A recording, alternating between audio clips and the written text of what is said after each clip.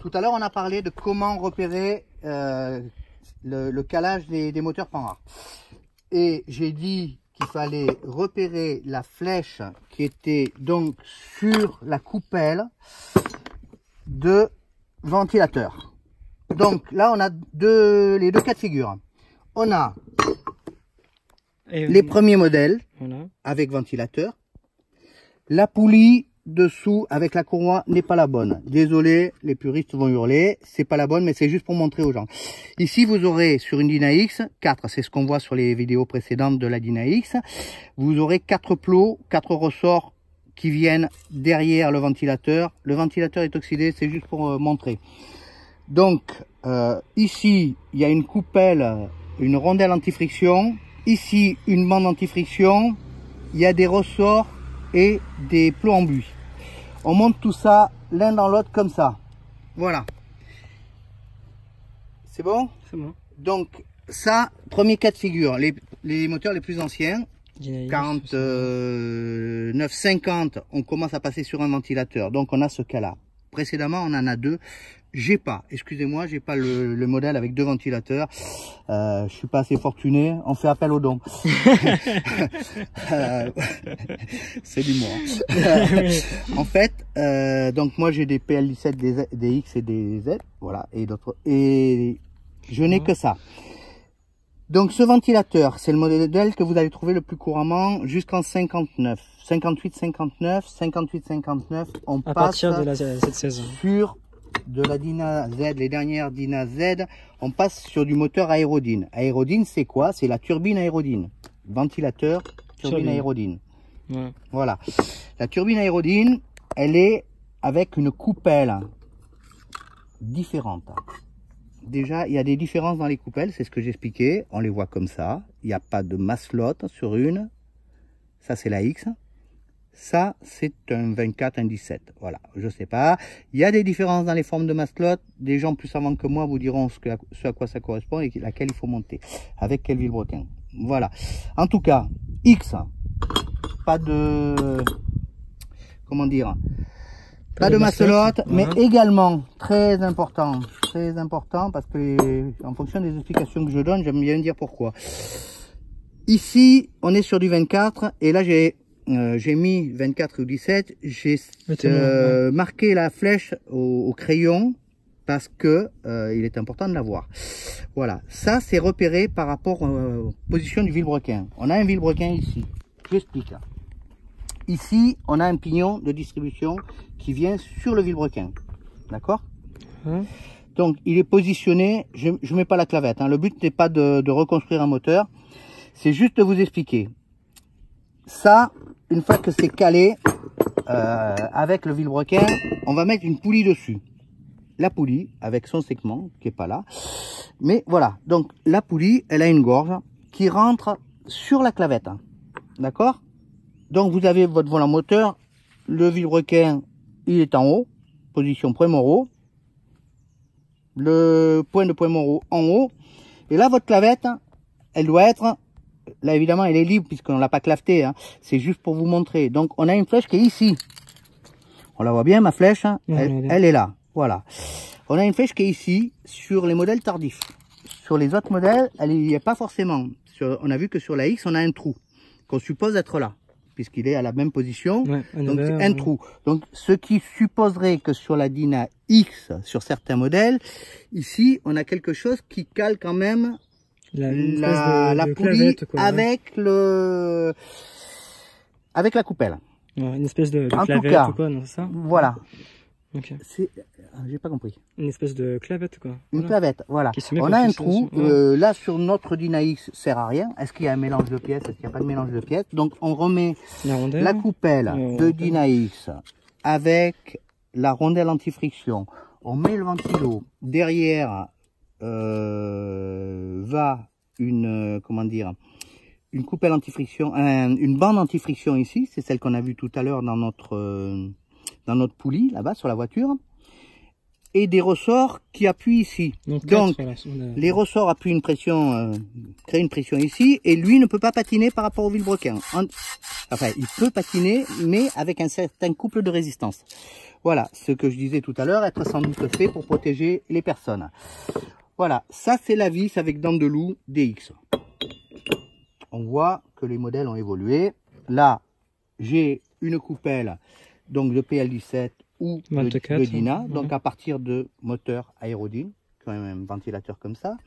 J'ai ma petite rondelle anti-friction. Et là, on voit, ah, surprise, on a un ergot. Ouais.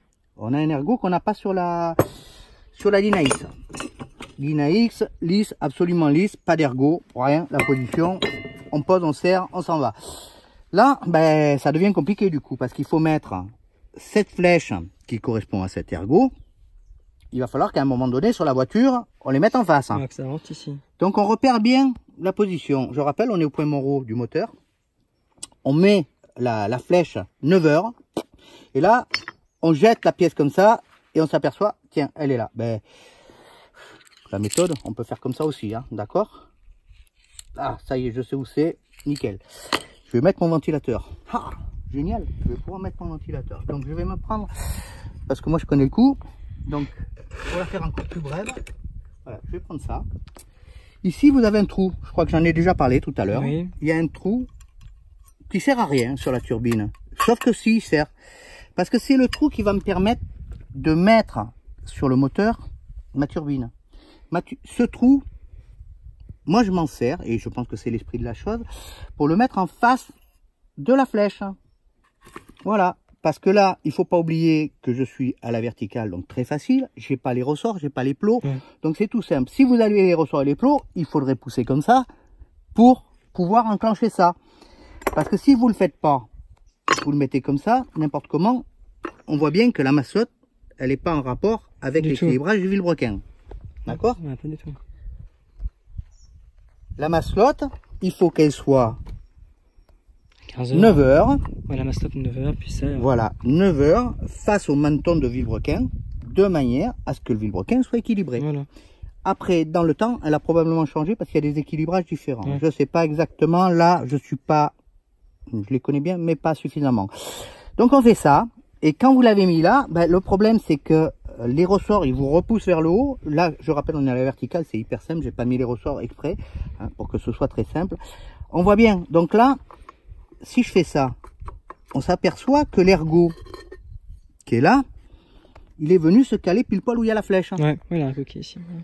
Sauf que sur la voiture, ben, c'est pas ça, parce que il est à la verticale, donc il faut un aide de préférence. Là, il y a Brian, ça va bien. Donc Brian va me tenir ça comme ça, hein, en poussant sur le ventilateur, quand c'est dans la voiture. Là, tu peux lâcher, hein, ça tient tout seul. La gravité fait ton boulot. C'était pour vous montrer. Tu ne seras pas payé par la gravité, mais bon. Donc là, voilà, toujours 9 heures, et puis ici, on est environ à 15 heures pour la masselotte. Quoi. Voilà, donc on est 9 heures, 15 heures, masselotte 15 heures, flèche 9 heures. Toujours 9 heures. Tu as mis le trou de la turbine ici, et voilà. Donc tu sais que ta flèche, eh ben, elle est là. Exactement, donc tout est réglé. Et donc, tu vas pouvoir, sans faire bouger la turbine bien sûr, tu vas pouvoir enclencher ton ergot dans le volant, parce qu'il faut que tu presses sur les ressorts, et il faut que tu serres ton boulon. Il va falloir que tu serres ton boulon en même temps. Donc le boulon, tu prends la rallonge, tu prends la douille de 27, tu l'approches, tu fais boiter. Quand tu sens que l'ergot bute sur les deux nervures, il n'est pas encore rentré, mais pam, il touche, ou il est là. Mais s'il est là, il n'est pas en face, hein, comme je t'ai montré tout à l'heure, pour être en face du suivant, voilà. Ouais, c'est bon, 90, tu à 45 degrés par rapport au, comment dire, à la position réelle. Donc tu as décalé ta masselotte de 45 degrés, d'accord? Donc on retourne, on la met en position. Voilà, et là, on est bon. Tu serres, t'es bon, voilà, tout est calé. Et tu regardes ton vilebrequin, point Monro, ça c'est correct. Le ventilo, maintenant, il peut tourner tout ce qu'on veut, hein. Il patine sur les plots. On s'en fout. Le trou a fait son travail, d'accord? On a mis, le trou, il a fait le boulot, on s'embête plus. Tout est monté, tout est serré au couple. Voilà, un petit peu de loctite frein filet si on veut. On a mis on a tout mis, voilà. Et là, votre moteur il est monté. Donc, on sait que quand ça c'est correct, là-bas, si j'attrape le ventilo par les oreilles, tout est calé, tout est serré. Si j'attrape le ventilo par les oreilles, et que je bouge comme ça, mon vilebrequin qui est claveté, en principe il est censé tourner. Si lui il tourne, mon arbre qui passe là, l'arbre de dépresseur, il va tourner. Il est important de voir que l'arbre de dépresseur, si je tourne au niveau du volant moteur, si je tourne de quelque manière que je veuille le moteur, il est important qu'il tourne. Ouais. Et qu'il tourne et que ce soit à la position exacte. Donc c'est pour ça, de là, les 45 degrés quand on est au point Moreau, qui permettent de repérer. On a vu comme ça qu'on avait notre arbre, nous qui avait un souci. Il y a un problème. Ouais. Donc c'est important. Disons que ça élimine des recherches longues et fastidieuses, ouais. Des multiples démontages. Là, on sait, bon, on n'est pas bon. Je viens de faire le boulot, je suis un âne, j'ai raté quelque chose, j'ai cassé quelque chose. On recommence, on revoit sa copie. Voilà. Donc ben, c'était tout simple. Je voulais vous montrer ça. Et maintenant, on va aller sur la voiture avec ces pièces-là pour vous montrer que je raconte pas d'histoire et faire short, mais comment dire, efficace. Donc la X, on a vu 4 trous avec ressort, plot et machin, bande. Ça c'est, on va dire, c'est l'embrayage du ventilateur, d'accord. Les ressorts, les plots qui viennent là, c'est l'embrayage du ventilateur. Donc ça, on le prend et là, il n'y a pas de repère, il n'y a rien du tout. On met ça, là j'ai la vis, donc je vais pas pouvoir le faire malheureusement. Donc on va mettre ça comme ça, et il y a la vis outillage. Donc voilà, on va mettre notre ventilateur, on va serrer notre coupelle. D'accord. Là j'ai une dent de loup, donc il faudra vous faire un outil spécial. Taper au burin, c'est pas ce qu'on fait de mieux. Hein. Il y a des méthodes plus douces. Nos femmes nous remercieront. Voilà, donc on a serré, on a mis. Après, on prend le ventilo par les oreilles, on tourne et on regarde l'entraînement de l'allumeur. On est revenu, on a fait le tour, on a vu que notre entraînement d'allumeur, ben, il y a souci, hein, il tourne pas. En dépit de tout ce qui a été fait, lui il veut pas tourner. Voilà, nous on en est là dans nos conclusions. Il nous reste à faire les travaux maintenant pour réparer. Donc on va aller sur une PL17. Parce que la PL17, on vient. On vient appeler pour Frédéric, il veut voir. Moi c'est possible. Oui, et bien on arrive tout de suite, Patricia. On arrive. Donc, voilà. Alors, on a bien dit tout à l'heure, voilà. On a forcément ça derrière, tout ça. Donc, première pièce, avec sa flèche. On se met point Moreau, on met la flèche. Là, ici, elle est un peu décalée. Mais je ne vais pas bouger parce que ce moteur, il a un souci et que je ne sais pas où j'en suis. Ça fait longtemps que je n'ai pas travaillé dessus. Il faudrait que je travaille. La flèche est là, d'accord. Normalement, la flèche devrait être ici, d'accord. On est plus vers 8 h que vers 9 h. Oui, mais là, c'est pas sa position. Oui, on n'est pas au point Moreau, là, d'accord. Mais je ne veux pas le tourner parce que je ne sais pas comment il est. Je n'ai pas envie de casser quelque chose. Je veux faire vite. Donc, voilà. Quand vous allez le mettre en position, vous êtes à 9 h, d'accord. À 9 h, votre turbine, on a bien dit qu'on mettait le petit trou en face qui vient là, qu'on mettait notre coupelle ici, et donc on est en place. Si la coupelle, quand vous êtes à 9 h ici, elle n'est pas au point Moreau, ou inversement, si vous êtes au point Moreau, la coupelle elle est comme ça, il y a un souci. Vous êtes mal calé. C'est ce que je vous ai déjà montré tout à l'heure. Mais là, on le voit par rapport à la voiture. D'accord? Donc, il faut impérativement 9 h le coup de pointeau dans le volant moteur. Là, encore une fois, je peux pas bouger. Hein, c'est on est un peu embêté parce que ce moteur, je peux pas le bouger. Cette coupelle, si je me remets à 9 h, je ne sais pas pourquoi il a bougé, elle va être en position. Elle est en position. Je suis certain qu'elle est en position. Ce moteur, il a juste un problème de collerette d'échappement qui s'est bouffé. Comme d'habitude, la collerette d'échappement sur le côté droit des moteurs Panhard se bouffe. Les échappements bougent, arrivent à se desserrer, à se décentrer. Sur quel modèle toutes? Oui, sur toutes. Ils arrivent à se bouffer. Bon, voilà. Donc, on change le cylindre, on recharge si on est doué pour souder à l'alu. Voilà. Donc ça, c'est comme ça. Voilà, c'est... Si on est comme ça, sur un PL17, on sera calé. Attention à votre maslot, attention à l'adéquation de la poulie, du vilebrequin. La poulie, elle peut pas changer par rapport au vilebrequin. Hein. On voit ici, elle est clavetée. Ça, c'est la clavette de distribution.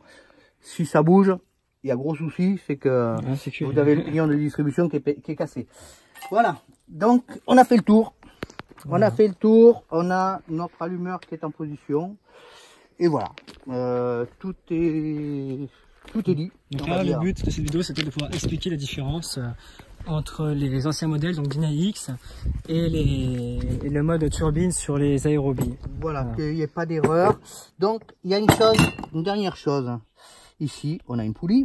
Ah, la poulie d'Arbacam. Oui, Arbacam, roue de vilebrequin, de distribution de vilebrequin, et roue de distribution en aileron. La superbe vacherie, ça vous prenez, vous jetez. Même si c'est neuf, ça sort du carton. Vous la jetez au loin, vous mettez un truc en alu. Hein, pour avoir fait 3 distributions dans le même week-end, je sais de quoi je parle. Voilà, parce que quand on est pressé de rentrer et qu'on a cassé la distribution, on cherche pas si la soupape elle est un peu tordue. On change le disque, la roue de distribution, surtout quand on a 20 ans, et on repart. À fond la caisse de préférence. Donc on recasse. Voilà, et vous faites la distribution sur le bord de la route. Donc, sur une 24, bonjour messieurs, je vous le recommande, c'est très sympa. Voilà, donc ça, poubelle, d'accord. Ça, vous le gardez, vous mettez un pignon en alu, vous mettez tout ça dessus. Une chose, juste pour le fun, les essais de jeunesse, parce que comme tout le monde, des fois qu'il y en a qui pensent qu'on est des blaireaux, parce qu'on travaille dans les champs. Voilà, ça c'est un vilebrequin de Panhard, tout le monde le sait. Hein. Ce vilebrequin de Panhard, apparemment, il a déjà été reconditionné. À mon avis, il est passé par la Sarap ou par Mécalim. Donc il a 2 trous ici, il a 2 tampons coniques dans les, comment dire, dans les manetons. 2 tampons expanseurs, pardon. On va parler en français, c'est mieux. Donc, essai de jeunesse. Je me suis fait un petit vérin, voilà, un vérin à graisse. D'accord? Alors, tout le monde va rigoler. Ah ouais, bon, rigolez bien les gars. Parce qu'en attendant, je peux, sauf celui-ci, parce qu'il a des tampons que plus je pousse et plus je serre, bien sûr, je pouvais démancher, et prochaine vidéo, je montrerai un vilebrequin démanché pour que les gens ils aient du plaisir à aussi nous aider. Parce que quand on a des bielles, alors la fameuse méthode d'essai d'un vilebrequin, quand on n'est pas équipé, c'est... Entendez le bruit que ça fait? Ouais. Lui, il n'a pas vu l'huile depuis un centenaire. Donc ça, on prend. Poubelle. D'accord. D'accord? Il ne vaut rien du tout. Celui-ci, ouais. Il vaut rien. Okay. Il a au-dessus de 3 centièmes de jeu. Je peux pas taper à cause de mes mains. Hein. On l'entend bien claquer. Oui, on entend bien. Hein. D'accord, tu le prends comme ça, t'essayes. Voilà, les bielles sont... Hein? Ok. Bing bong, bing bong. Voilà, on essaye. Mais je voulais juste vous montrer qu'il y a des façons, pour les gens qui disent « Eh, du requin de Panhard, c'est pas possible ». Comme je disais à Brian hier, tous les scooters des mers, ils ont des vilebrequins avec des roulements. Des roulements de Panhard sont spéciaux. Ok. Il y a des gens, des Néerlandais, on les salue bien, hein. Ces gens-là, ils font un travail méritoire et les gens n'ont de cesse de dire que les roulements qu'ils mettent, hein, c'est pas forcément ce qu'il y a de mieux. Moi je dis, tant que ça tient, tant que vous faites des kilomètres avec et au prix que pratiquait le monsieur, quand je lui avais téléphoné il y a quelques années, il y a 3 ou 4 ans, je dis que c'est un travail fort correct et qui va vous permettre de rouler pendant des années avec votre Panhard. Parce que votre Panhard, vous l'a démontré pour nettoyer les larmiers de vilebrequin. D'accord? La première chose que vous allez faire, si ce n'est pas le cas, parce qu'avec les kilométrages que vous allez faire, ce qui va se passer, c'est que vos joints vont sécher, même si elles dorment au garage, parce que les caoutchoucs ne sont plus d'hyper qualité, et vous allez vous retrouver à devoir changer tous vos joints des tubes de culbuteur, et vos joints de cache culbuteur, et ainsi de suite, avant que le moteur il ait des kilomètres. Alors, il y a des gens qui font 500 km par an, il y a des gens qui en font 2000, il y en a qui en font 12 000 et plus, d'accord? C'est-à-dire à peu près ça dépend le type qu'une personne âgée peut faire avec sa voiture pour aller faire ses courses toute l'année. Ouais. On ne va pas parler de gens qui travaillent, hein, qui font des billets de kilomètres, mais voilà. Donc, ce monsieur qui est en Hollande, je pense à un autre monsieur qui s'appelle Alain, qui nous fait aussi, qui nous fournit en pièces. Je pense à ces gens-là. On ne va pas oublier le barbu de Montreuil, qui est un fournisseur également, que tout le monde connaît, qui a une collection méritoire. Voilà, donc on peut discuter sur la façon de faire. Moi, je dis que tout est bon du moment où on peut rouler. D'accord? Donc, rouler, il n'y a pas... Si vous n'avez pas ça, vous ne roulez pas. Donc, on arrête de dire que c'est cher. Si on ne les a pas, les roulements de vilebrequin aujourd'hui. Si on n'a pas de vilebrequin, c'est parce qu'à une époque, on tapait sur l'épaule de Jean Panhard quand on était président du club et on n'a pas fait le boulot qui aurait dû être fait. C'est-à-dire que Jean Panhard aurait dû et aurait certainement voulu nous aider, je pense. On n'a pas fait les démarches parce que ça coûtait 4 sous. Voilà. Donc, moi, je suis... Les histoires de Club Panhard, c'est bon. J'ai donné, je les aime bien tous. Ils sont bien, ils viennent. Ils sont tous des amis. Mais il y a le club et il y a moi. D'accord? Ça, c'est mon point de vue à moi. On mettra en ligne, on mettra pas en ligne. Voilà. Moi, ce qui me compte, c'est vilebrequin. Je suis monsieur petit dame quelconque, j'ai besoin d'un vilebrequin. Si je dois aller le chercher en Hollande, en France, vieux stock, stock révisé d'une certaine manière, ou révisé façon Panhard, il n'y a que le prix qui va m'arrêter. Il n'y a que le prix qui va m'arrêter. Si la qualité elle est en, comment dire, elle est en rapport avec le prix, il n'y a pas de souci. Il y a des gens qui peuvent payer. Moi, je ne suis pas fortuné. Voilà. Donc moi, j'ai essayé dans mon jeune temps de faire ça. Il y a plein de gens qui le font, comme moi. C'est pas impossible de démonter un vilebrequin. Je veux tordre le cou à la légende qui dit qu'un vilebrequin Panhard, ça ne se démonte pas. Je vous en montrerai un démonté avec cet outillage-là. Il y en a qui le font encore plus simplement avec une vis. D'accord? Et qu'on arrête de dire qu'un vilebrequin Panhard, le seul frein, c'est le diamètre des galets et la cage qui va autour. C'est le seul problème qu'on a sur les roulements de Panhard, ces roulements spéciaux qui font l'objet du brevet, sur les vilebrequins.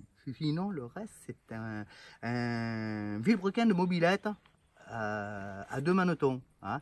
Roulement. Les mobilettes, elles ont des roulements et elles tiennent. Et bon, il y a le roulement qui est spécial, voilà.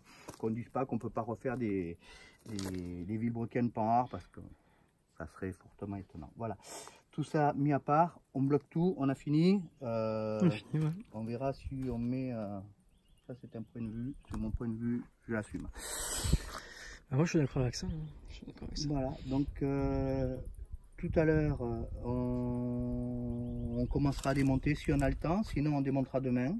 Hein, parce que je ne sais pas comment on va faire. Voilà. Donc, eh bien, merci d'avoir regardé cette vidéo et puis on se reverra pour un prochain épisode sur la chaîne Panhard. Au revoir.